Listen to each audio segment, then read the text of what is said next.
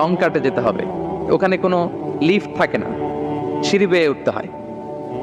অনেকে চায় যে সফলতার লিফটে উঠবো, সুইচ চাপবো, সাকসেসফুল ইন লাইফ। না, এত সহজ না, আপনাকে সিঁড়ি বেয়ে উঠতে হবে। তাহলে পরিশ্রমের কোনো বিকল্প নেই। এই দুনিয়াটা হচ্ছে পরিশ্রমের জায়গা, সংগ্রামের জায়গা। আপনি সফল হতে হলে আপনাকে পরিশ্রম করতে হবে, করতেই হবে। আর পরিশ্রমে কোনো লজ্জা নেই। আমি বিভিন্ন আমার আলোচনায় বলি, কাজে লজ্জা নেই। কিসে লজ্জা নেই? আওয়াজ করে বলুন সবাই।